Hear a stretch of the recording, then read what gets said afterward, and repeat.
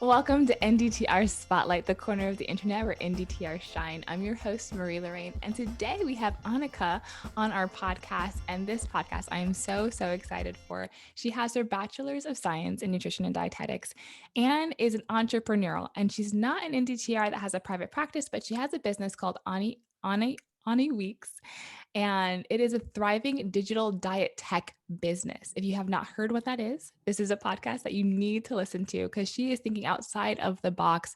She found that the NDTR credential was a destination and not a stepping stone. She is thriving as a DTR and influencing dietitians, DTRs, nutrition professionals. So make sure you listen. Annika, thank you so much for being here. Absolutely. Thank you for having me. 100%, 100%. So we got to start with the question, how did you find the NDTR credential?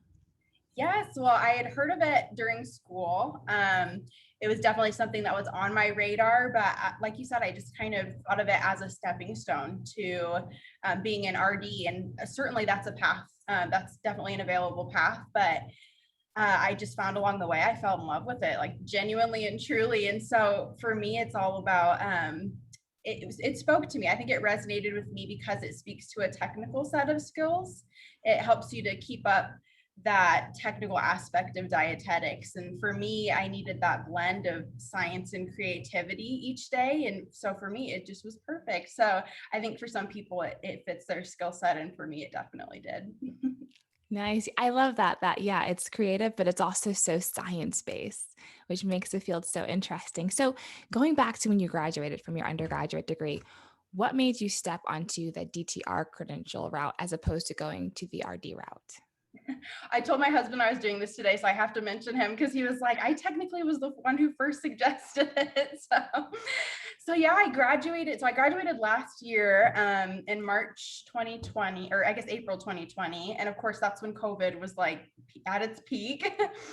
So I kind of looked at my different paths. I had called a couple different programs since I have autoimmune disease. And so it's kind of my day to day is a little bit different than other people. And I needed to know, can I show up to this program and can this be adapted to me? And I was getting some kind of interesting feedback. Like they couldn't really confirm or deny if I would be able to, work with them. And so what I would do is just kind of explore these different paths. And my husband, or my at the time he was my fiance, but my now husband just said, "Hey, like, why don't you explore this diet tech route at least for the meantime? If you want to go on and be a dietitian, that's fine. But we're having lots of life changes. We're moving. It's COVID. It's all these things." And so I started looking into it, and he was right, of course. And so I looked into it and thought, this will keep up my skill set at least if, on my way to become an RD. And kind of like I said, I just fell in love with it. I kind of adapted it. Like you said, I kind of made up being a digital diet tech, but it's a real thing. But it was something that just, it really spoke to my skill set. And as I've kind of grown and developed in that arena, it's just led me to connections like this where I can talk to people, and I feel like my clients are my mentors and my friends too. And so it's just a really neat space that I don't know if I was aware of it before, but now that I'm in it, it's not as set in stone as probably I learned in school, but it's so nice to get out into the real world. And I imagine it, I haven't done a dietetic internship, but I imagine it's kind of like that, it's kind of perpetually being in that space, but also getting paid and having these different opportunities. So it's a really neat space to be in. And I'm glad I found it. But yeah, it was definitely not the traditional path per se. Yeah, it sounds like you were faced with this just like what's it called? An obstruction, and you were forced to think outside of the box. And in school with DTRs, it's like we're just in this box and like just food service, community and clinical, and like what can you do with that? But you, as you mentioned, the digital diet tech, what is that? And how did you form that? How did you come up with that? Yes. So, kind of like I said, with COVID, kind of graduating in the time of COVID, I started taking on clients just before I graduated. And so I had to get really familiar with the scope of practice. And for other people, that might not be their bread and butter, but for me, I love it. I love looking into like the whole legal side of what we learned in school is really interesting to me. And so I started learning just about consuming all I could about copyrights and all these different things. And I found that a lot of people during, not just during COVID, but I feel like kind of during this generation of dietitians, they're transitioning to more private practice because I don't, for different reasons. Maybe their corporate job isn't as fulfilling, or it's for personal reasons. A lot of people in this field are women. Maybe they're also have families, children, other things to attend to, and or maybe just other, maybe it's part of their repertoire of skills. Maybe they want to have multiple areas of expertise. And so for me, it was just such a natural next step. I just heard of dietetics being in hospitals and being in food service, kind of like you said. And for me, none of those spoke to me. It was like, I want to be evolving. I want to be designing things each day. I want to be making flyers and handouts. Like that was kind of what I wanted to be in. And so just, I kind of attached, I love alliteration. So I was like, I'll just be a digital diet tech. I'll be that person that helps dietitians translate from being that clinical dietitian to opening their private practice. And that involves contracts and copyrights, all those things in between. And yeah, you can go on the internet and find it, but when you have someone with that, I'm sure we'll talk about this too, but when you have someone with a credential, that builds trust, that builds credibility. It builds those things to expect from a diet tech, and dietitians will latch on to that. I've had so many people say, oh, it's such a comfort that this and that you're required to keep up that continuing education, because it just provides, it's different than a virtual assistant or somebody who they're helpful, but they don't know the jargon. And so diet techs have that jargon already down, they know what a SOAP note is or an Adime note is or whatever. And so they don't need as much training in those technical aspects, but then they have an additional skill set upon it. So I'm sure this, I'm probably preaching to the choir, but there's such a skill set that comes with being a diet tech. And I didn't even know this in school. I wish someone had highlighted, like highlighted this field for just the different entrepreneurial and like personal aspects you can bring to it. It's not just, there's people that food service might call to them, but I knew that wasn't me. And so I was like, all right, I'm just going to pave this way, but I'm sure I'm not the only one who's doing it. But I just was like, I want to be a digital diet tech. I want to be somebody who, for me, like disability is something that's close to my heart because I'm a disabled person and you can't really tell that from the outside. But for me, it's so much easier to get on the computer and look something up than it is to go to my doctor's office. And so even though I need to go, it's like, I can't always do that when I'm feeling really sick, And so for me, I was like, I want to have a resource that I would have wanted during the times that I was really severely ill. And so that was kind of the impetus for me to do what I do. So I hope that that was probably a huge run on, but hopefully that kind of answers the question for you. Yeah, no, that was amazing. That was amazing because I feel like a lot of people if you have a disease or you have a disability or an illness, you think that's a hindrance and you just stop there and you're like, you can't go on. But you've again thought outside the box so wonderfully, and so many things that I want to touch on from what you just said. One of the biggest things I want to ask you is you're working with dietitians. And sometimes when you think NDTR credential, there's just this mindset that you're below the dietitian, because in school you're taught that you're an assistant to the dietitian and you can't come alongside them and help them, but you are coming alongside them as an expert and helping them transition in a way that like you would expect maybe a dietitian to do, but you're their equal in what you're doing with them. So how do you approach your conversations with dietitians? How did you build that confidence to work with dietitians as a DTR? It was a process for sure. I was going to say I don't think we talk enough about mindset. It's having that abundance mindset that I can go forth and make money and do this and attract the clients I want. It's definitely emotional energy that I had to spend towards that. And I've just been talking with business coaches and things. So it's finding what's right for you and investing in that. But for me, it was so neat. I think a big proponent of it is just being eager to learn, honestly.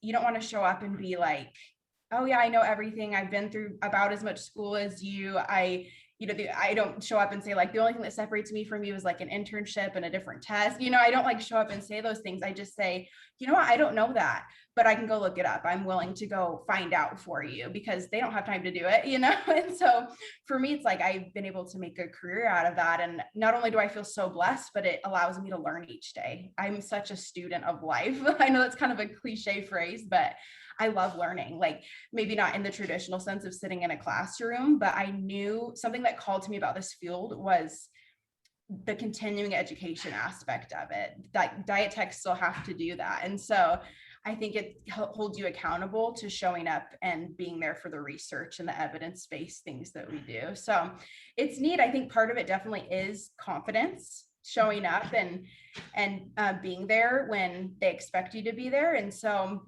it's, yeah, being consistent with the work, meeting deadlines, all those things that are important in a traditional job, but also showing your skill set, just being able to have them count on you for different things. So Yeah, I love you brought up the confidence, but when you talked about you don't come to them and say, I just an internship and a test is separating us, because that's so easy for DTRs and us to do. Just like all I need is an internship, but you're just that humble approach. I think that's key confidence. And then not just like saying, oh, I just need this, but being humble and willing to learn. I love that. It was so well said. So yeah, well somebody said. once told me like be a teacher, but also be teachable. And I'm like, that's the gold star right there. Like that's the main point is you want to be able to be confident about your skill set, but don't think you have everything. You know what I mean? Like that's the whole point of learning and being in an evolving field. Sorry, my dog is like behind us shaking. But yeah, that's the whole point of being in a field like this is that it is evolving. Science is the standard, but that doesn't mean it can't change. And so for me, being a diet tech is just such an interesting field, like within dietetics, because we really get to hone in on the technical skills. We're like in the notes. We know the patient down to a T. We know their labs. We know all this stuff, but the dietitians are kind of the ones who talk to them. And so we get this really evolving space to work in. And for some people that might not be their thing, but for me, I need a different challenge every day to thrive in what I do. And so for some people, it's going to call to them. And I was just one of those people. And so I think it's awesome that you're highlighting DTRs and the profession, because it truly is in its own right something that you can do and a field that's growing. So Yes, I 100% agree with that. And you're talking a lot about learning and growing and scope of practice, and that you love looking into all this jargon and contract and copywriting things that are way over my head. But I know in the academy they put out like how you know if you can work independently, and they talk about just knowing what your scope of practice is and correct credentialing. So, and continuing education. So how have you expanded your scope since becoming an NDTR with continual education and credentialing and all of those things? absolutely. So right now I'm just credentialed as an NDTR. I keep up my credential through the continuing education. But I think just being aware of that scope of practice is a huge advantage. I remember when I was initially looking into kind of announcing myself as a digital dietitian, or I mean, sorry, digital diet tech. Yeah, I was looking really into the scope of practice and realized like we're qualified to give like general nutrition advice. So I think just knowing that is kind of a superpower. It's like, okay, we can't go directly to patients and be like, eat this because you have IBD or whatever. But what we can do is create handouts and say, I'm an NDTR and this, you know, so there's things we're qualified to do that I don't know if they're advertised. I personally believe like it should be a little more advertised, but I understand why it's not too, because I think the academy speaks in majority to dietitians, and a lot of people are on their way to being dietitians. And so for me, it was just really cool to learn that I was qualified to give that kind of advice. I work with nutrition companies too, just kind of supplement companies or health food companies, and they take on experts like us all the time. You know, they'll pay you really well. So it's another arena that I think is growing, and just knowing what they're going to trust you to tell them what you're qualified to do. And so it's important that you study it. So it may not be right for some people. For me, I love doing that kind of stuff. It holds me accountable, and I don't know, for me, it's empowering. It really is, to just learn I can do this. You know, I did go to all those years of school and pay tuition and take a really hard, no, it wasn't super hard test, but for me, I'm just a nervous test taker. So for me, that part of it was really hard, having that anxiety and going into the test. And just the whole process. But I'm like, I did that and I did put the hard work in. And so learning what I can do and learning my scope of practice as a health professional was so empowering for me. Yes. And you said a keyword, you said expert. And I love that confidence. You're just reeking in confidence as an NDTR, which is so awesome to see. And working with other companies. And I asked in the Google Forms I had you fill out before this interview, what was one of your biggest accomplishments? And you signed a freelance senior copyright for a nutrition company. Can you talk a little bit about how you found that and what led you to want to do some writing for a nutrition company? Yes, I was just recently talking with a business coach about this because I was telling her, I'm like, it's so hard because I feel like I get like not declined, but like I'll get rejected for jobs. You know what I mean? As a freelancer, I feel like that's kind of one of the disadvantages of being a freelancer or an entrepreneur is you're going to pitch yourself.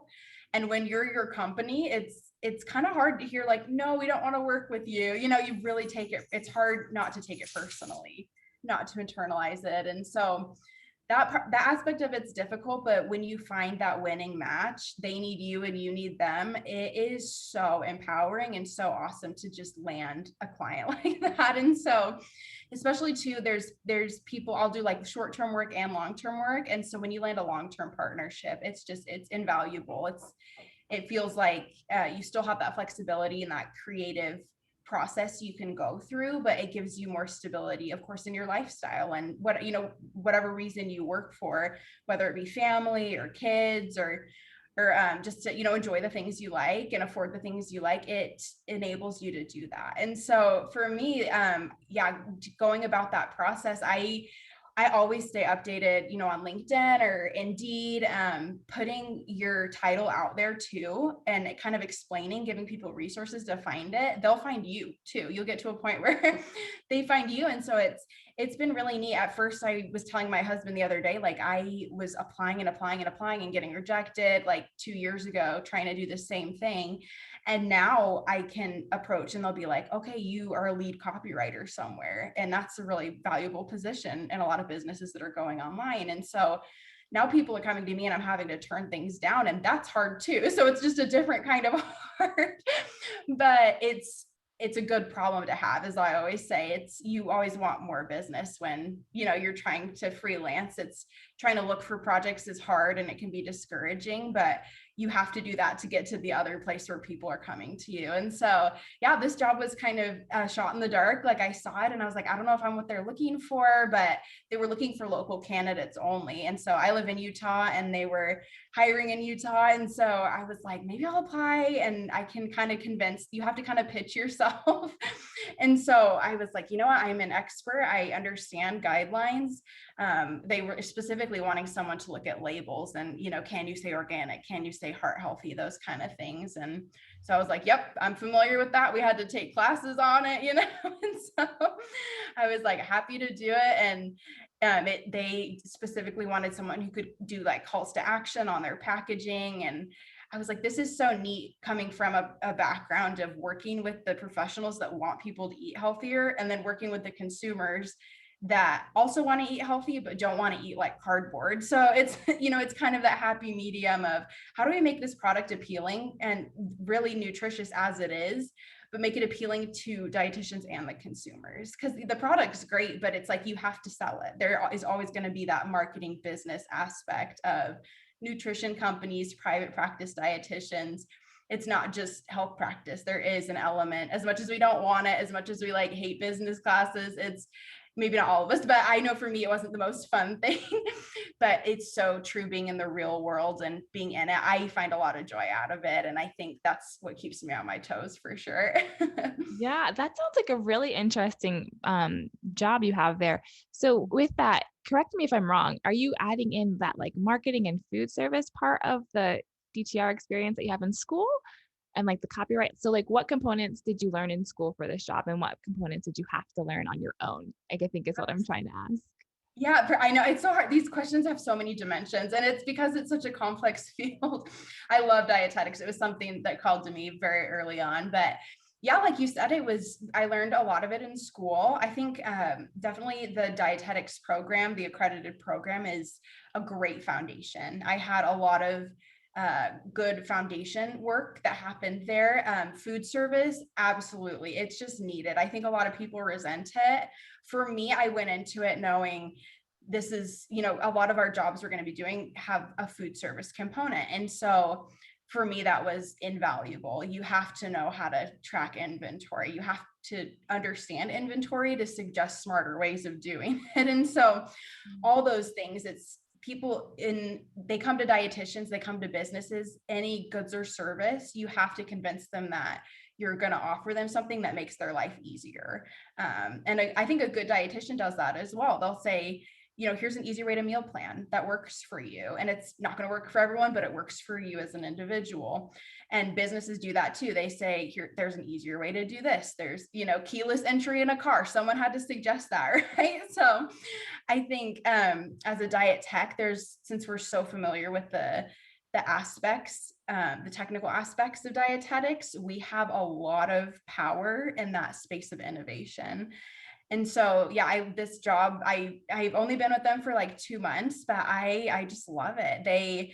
It's neat. It's a very lucrative field because sales departments have really big budgets. They have to, spend money to make money. And so it's a really cool space to be in. It's something I had a good foundation of from school. I would say management classes were probably the best preparation I had for that. Definitely, a lot of people sleep through those lessons on legal things and laws, but for me, if that's something that speaks to you, there's a lot of money to be made there. And so, and it's not all about the money too. If it's something you're passionate about, you're going to go to work and day in and day out and love what you're doing. And so for me, that's something I think is really cool to have standards in the field. And so that brings me a lot of satisfaction knowing that I'm helping standardize so that people can trust the term heart healthy or organic when they see it on a label. And yeah, it's really cool to have that background of a little bit of business and nutrition. I didn't take really that many business classes in college, but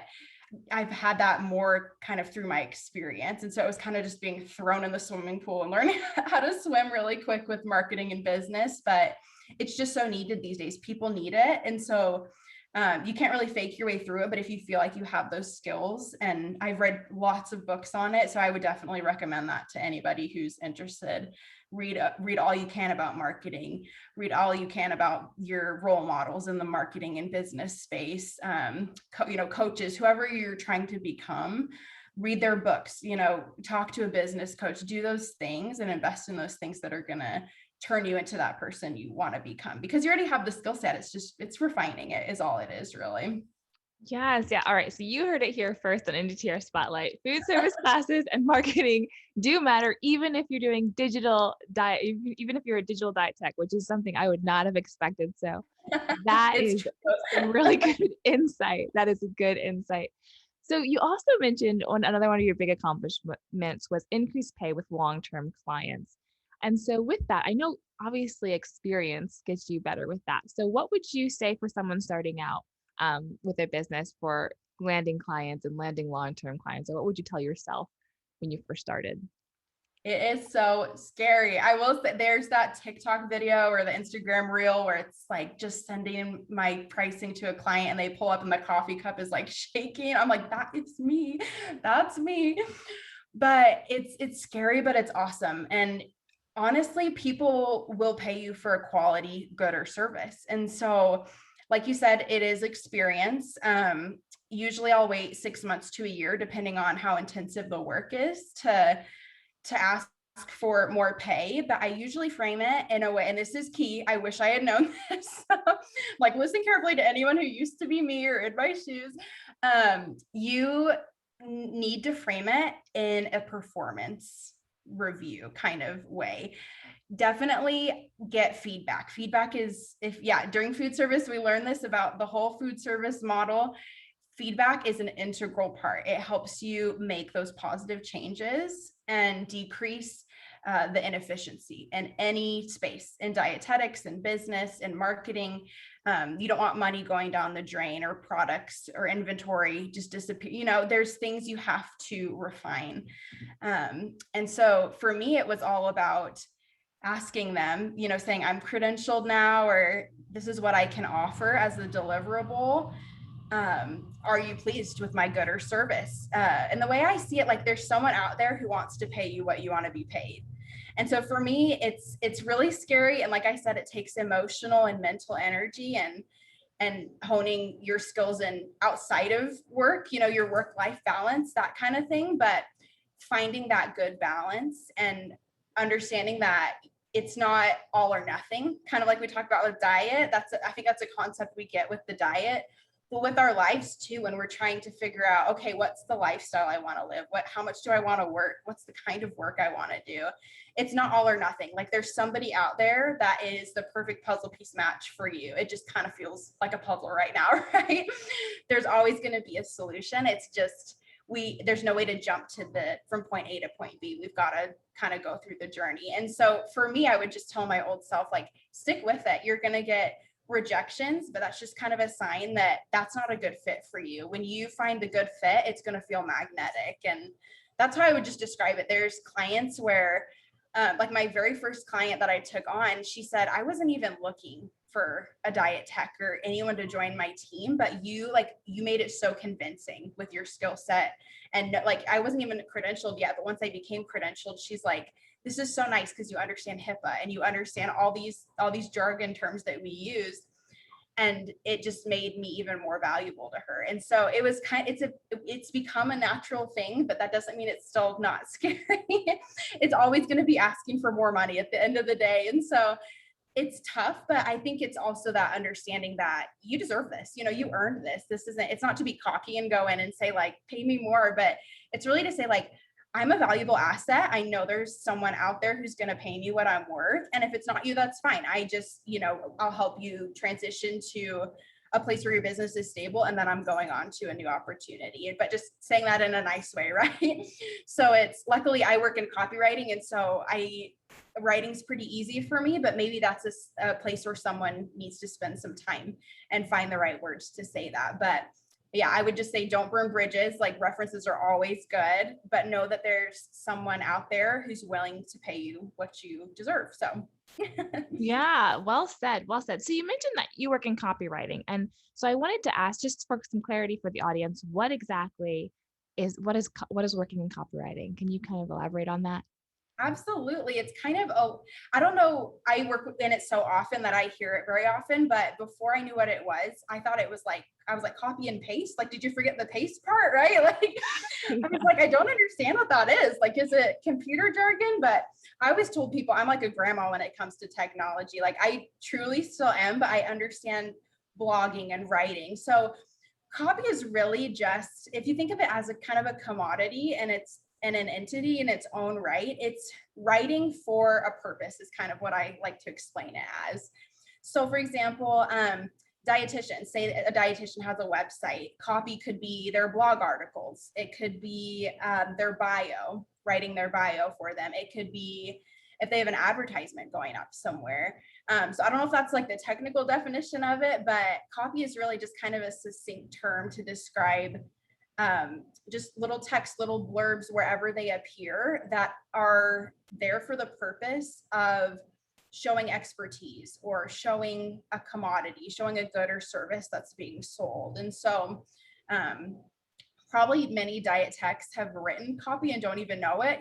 I feel like diet techs and interns do kind of a lot of grunt work. And so maybe they've done some social media stuff, content creation a lot of times is copy. And so especially I work primarily with blogs and websites. And so there's a lot of need for copy there, from the landing pages, new programs, ebooks, all those things fall under that place. And a lot of times so if you're not in a field of nutrition, a lot of times they'll look for a journalism student. So someone who's really good at writing. I didn't know I was good at writing until someone told me. And so you might not know it if you are, but if that's a skill that you have within, like I said, within the field of dietetics, dietitians want someone that they don't have to explain every detail to. They already do so much, like real MVPs. They are amazing. Dietitians do so much each day. And so I always tell people it's my job to make your job easier. If you need a blog article written, like I'll take that off your plate. And so a lot of times I feel like dietitians are busy moms, or they're going to school for more education or whatever it may be. They're looking for someone to take stuff off their plate. And so a lot of times I just have to offer my service and they're ready for it. But yeah, any copy can cover a lot of things, and every dietitian will be different. Every nutrition company will want something different. And so, and because there's so many different kinds of dietitians too, there's so many different kinds of copy. Like I know dietitians that have started food companies and they need copy for packaging. And so there's a lot of kind of whatever you could dream up, they have it out there for you to do. For me, it's doing something different each day. And so I love what I do, because one day it's packaging, one day it's a blog article. And for me, I know if I'd be doing blogs every day, I would quit my job and move somewhere, because I couldn't take it anymore. But as much as I love blogs, I'm glad it's every other day or once a week, and it changes. But for people, sometimes they need more stability. So yeah, it's kind of whatever you can dream up, it's out there. But if your strong suit is writing or speaking or something, copy might be right up your alley. That is real. Thank you. That was really well, because I had no idea. But now I feel like I understand what it is. Oh, good. Yeah. So yeah, great explanation. And so kind of going on, so you do a lot of copywriting now that we know what that is. And so what other services does your company provide? Yes. So just recently, actually, at the beginning of this year, I felt I was developing 3 different online programs, and the whole time it felt like I was just running into a wall. And so literally 2 weeks, I'm like, I wouldn't recommend doing this as a business, but for me, I knew it was one of those moments that was really important. And so I told my husband, I was like, I've been spending years developing these online programs. People have been telling me it's the way to go. Sometimes you get business advice and you're like, this is what everyone's telling me, but I'm not feeling it. You know, you have to listen to that intuition too. We're so used to evidence-based stuff, but there's a place for that. And then there's also a place for how we're feeling, right? You know, Yeah. symptoms are part of the overall picture of health. It's not just the labs. And so for me, I try to carry that into my personal life too. And it just wasn't aligning. And so 2 weeks before I dropped my first program, I was like, okay, I'm canceling it. Like, I'm just not going to release these programs that I've been working for this year.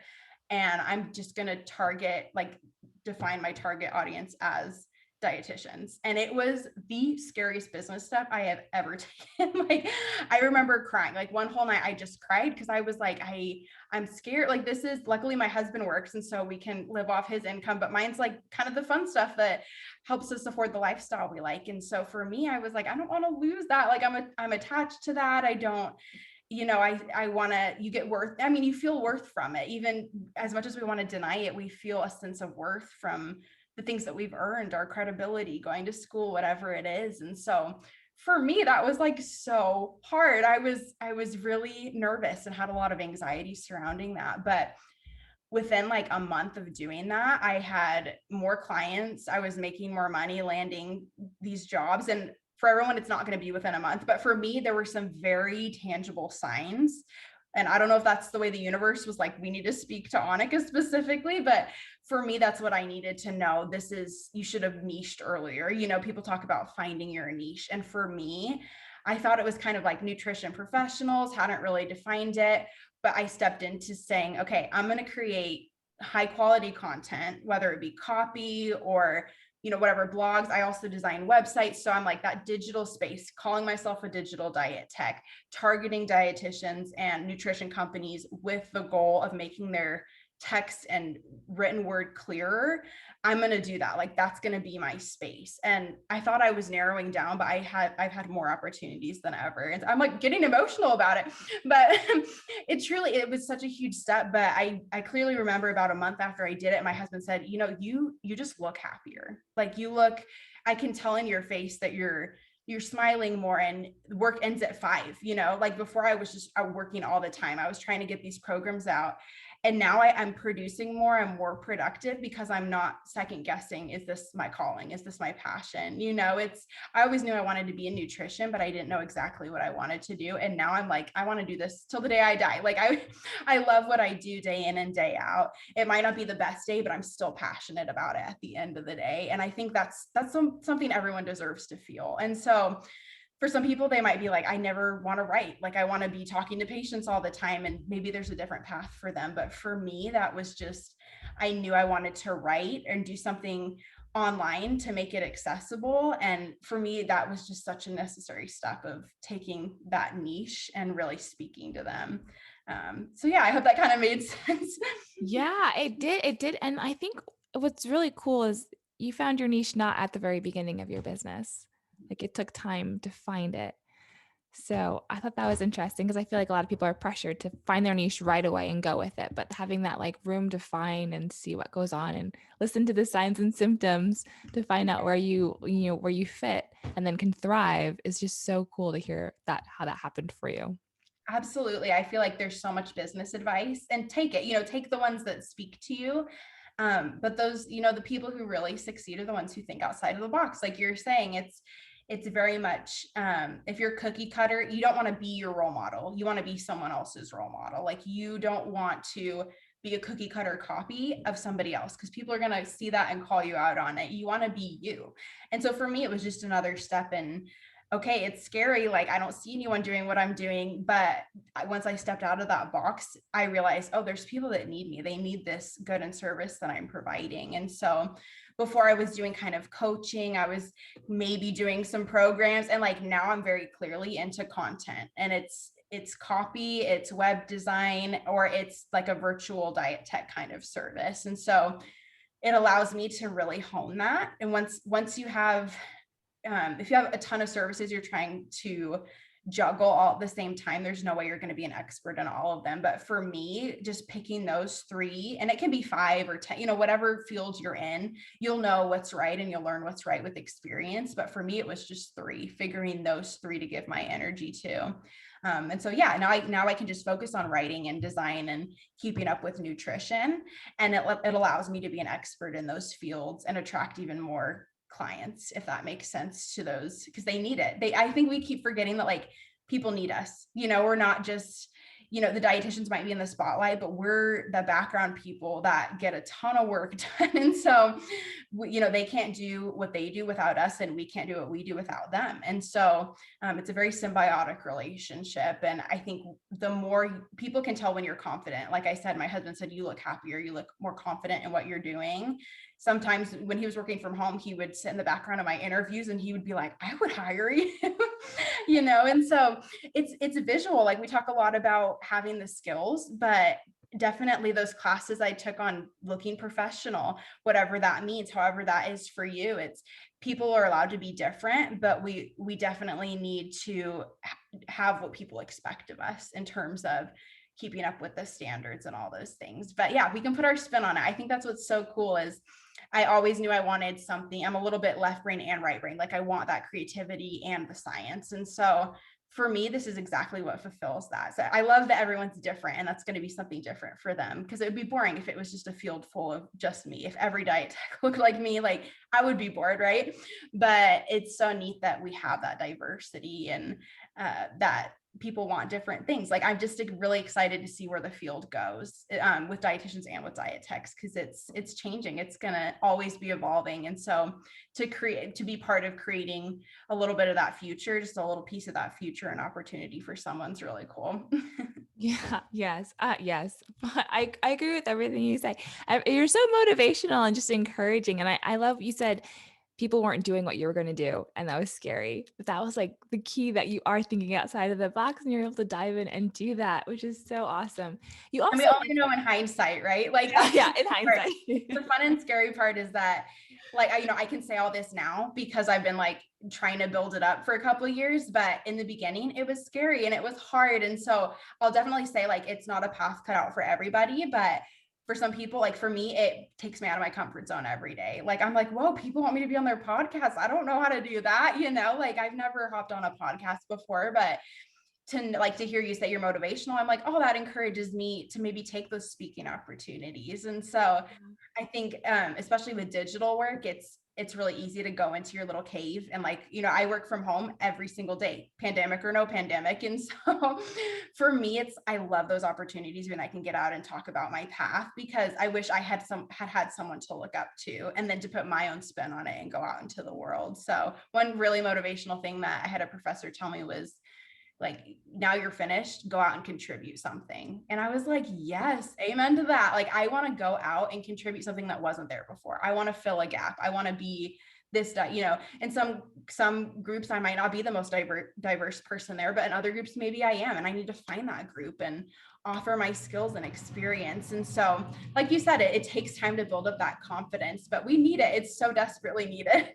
It really is. And when you're an expert at something, it's easy to talk about. And like, I can see that with you, you're really good at what you're doing and you're talking about it so eloquently. Thank And you. if it was easy, everyone would be doing it. That's what my dad always says. So yeah, persevere and keep going. So you mentioned a lot of like business coaching and hearing advice and all of these different resources. So do you have what resources stand out to you, or continual education that you utilize to help you with your business and what you're doing as a DTR? Absolutely. I think probably three main things. The number one thing I would think of is just the dietitians I work with. They are such incredible mentors. I think I mentioned earlier, I truly feel like my clients are my friends and my mentors, and take advantage of that. If you're a diet tech working with somebody, establish a really positive relationship with them and ask them. They'll probably want to talk about their experience. I think it's really cool to learn. I feel like everyone's RD path is different. So it's really cool to shadow them and to learn from them. And like any book they referenced, I would go read, because that's my way to learn. I think, some people are auditory learners, so maybe podcasts are for them. But for me, it's always been like, spoiler alert, the written word, right? I'm like, that's what I do. So it's probably not that much of a surprise to anybody, but I'm very much a talk learner and like a reader. Those are the two ways that really resonate with me, because I think they give me time to digest and kind of process my thinking. And so find your way that you learn. I was really fortunate to do that in school. I don't know if every school does personality tests or finds what kind of learner you are, but for me, I learned that in my dietetics program. And so definitely pay attention to those signs, whether you're a visual learner or you learn in different ways. Find what that is, and then consume and feed off of whatever the RDs are giving you. Or it doesn't have to be RDs too. It can be, the graduate students or whoever you're working with. You can earn so many skills just from looking at what they do and learning about their path. And so that would definitely be the number one thing. I think is just the people around you are a resource, and don't take advantage of them, but definitely learn from them. And then books too. I just love books. I think it's so funny, the textbooks I didn't really love as a dietetics student are like the ones I go to now when people have questions. And so find really awesome books. And again, like, dietitians can recommend them to you. There's a ton of amazing resources on the Academy website. I did not realize as a student, I was like, I don't know if I have $75 or whatever to renew my thing, right? Like, I was like not focused on that at the time, which is totally okay if that's where you're at. But invest, like I said, it needs to be something you feel strongly about. So find those resources and invest in them, whether it be books or webinars. A lot of them are free. Like, there's so many free resources out there. But yeah, some people need to be accountable too. So find a coach, like whatever it is, find your way that speaks to you and holds you accountable. For me, it's books. I love reading about things because it challenges me to go out and do them. And so for me, it was just books about communicating in the nutrition field. There's some awesome suggestions on the Academy website. You can even just look up communicating or nutrition therapy, whatever it is that you're going to be doing. Look it up, diabetes, whatever it is, learn all you can about it. I think that is such a key part of confidence. I'm like, I've read so many books about this, I could write a book about it now. So it's something, it comes with time. Like, it's not going to be instant. Like, it's not an instant macaroni you could just throw in the microwave and have it be finished. But once it's done, it's going to be good. So it's like, you have to put, just like food, you have to know the recipe and the ingredients and all the things to get that finished product. Can you tell I like to use, like, I love all your analogies. I'm loving them. All like the signs, symptoms, foods. It makes me really happy. I'm very much in that writer mindset. So I'm like, all my analogies are food. I think my husband's probably so annoyed with me all the time because I'm like, it's just like this. It's just like food, but it really is. I think that's such a cool part of my job too, is just seeing, I get to craft words a lot. And so people really relate. I mean, food is something we eat 3 to 6 meals a day, or whoever it is. Sometimes I work with athletes. And so I'm like, okay, we eat more because you're an athlete and you work out a ton, but it's so neat because they understand, like almost everybody understands food. And so being able to talk in those terms and really understand, I would say all the things I learned about talking with patients, like I feel like my clients are my patients sometimes because I have to use motivational interviewing and I have to kind of lead them to solutions sometimes. And so just reframing the things you've learned to work with what you're doing. It wasn't like I had to learn a whole new skill set to like invent my digital diet tech job. Like I'm sure that there's resources that people have that they can just go turn back to. So definitely invest in it. I would say trust the process to just going through, and anything that you feel like someone you look up to recommends, go consume that resource because they're not just throwing it out there like, yeah, I read this book, like it was okay. Usually it's like, this was an amazing book. It's the Bible to me because I use it every, you know what I mean? They talk about these things. Yeah. I would say too, just templates, like a lot of what the work that I do is making templates and checklists for people. Do that for yourself. Like it is so revolutionary. It will streamline what you're doing. Even just keeping like a work journal of this is how I felt today. Like you can look back and it's kind of like a signs or symptoms, or a food journal. Like you can look back and say, this was a sign that like my work life wasn't aligning with what I want to do and my goals down the line. So definitely having that stable mental health, all those things. It's kind of like it's a very holistic approach probably to some people, but for me it's like we need that, the stability in our personal life also to have that work life really flourish and thrive. And so I find the times that I'm using my resources, find what your insurance covers, whatever it may be. It's like, go take advantage of that. If you have health problems in your own life, like figure those out too. Everything comes together. So I would say use the resources you have and then find what you need and get there. It might take, you might have to earn the money over 6 months to get something, but if that's what you need, then make it happen. I can say that, of course, I've gone through experiences like that and it's hard. So I know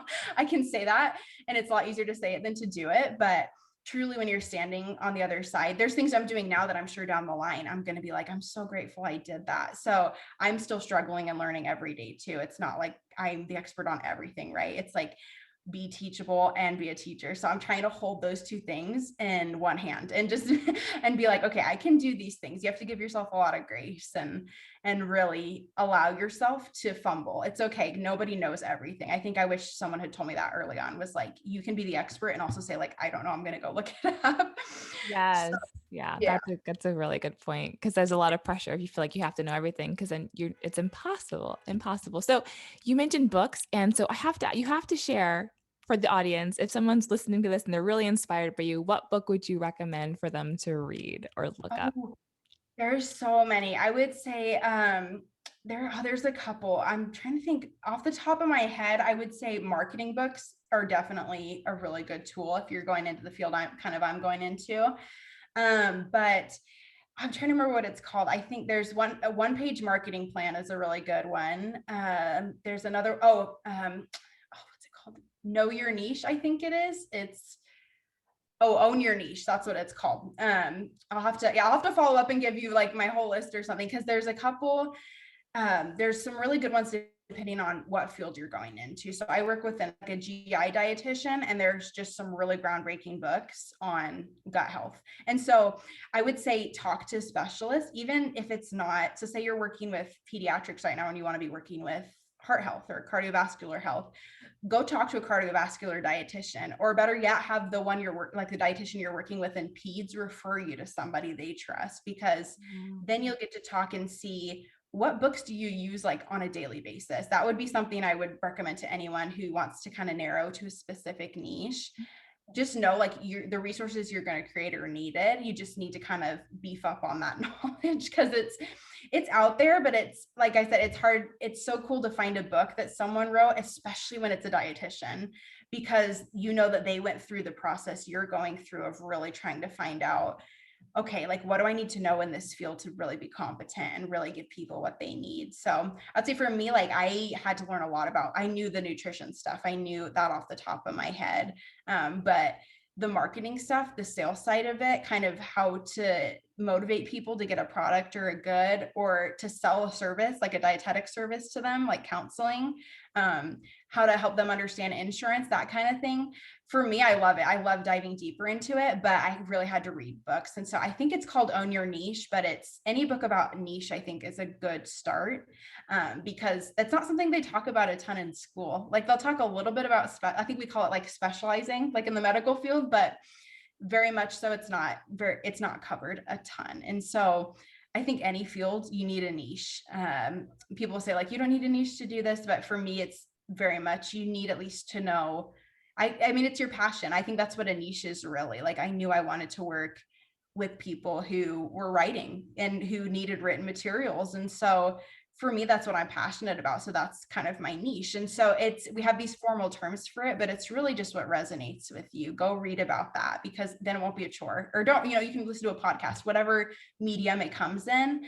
But definitely there's one podcast I listen to that they ask, like, what are you consuming? Like, just think about that. Like, what are you consuming? Is it something that's helping you? Is it productive, or is it just moving you further away from your goal? And then adjust accordingly. Like, start listening to stuff that works with you. And so that would probably be my top advice. But I believe it's called Own Your Niche. But I feel like now if someone who has a book called Own Your Niche, who's not the one I'm talking about, is going to make a ton of money or something, I'm like, I need to check up on that. But yeah, any book on like niche or marketing, it's valuable. That's a skill set. That's an area with they have a big budget. So it's like, if you can work your way into that kind of field, and every field has it, medical supplies, like every field you're probably looking into has a sales and marketing department.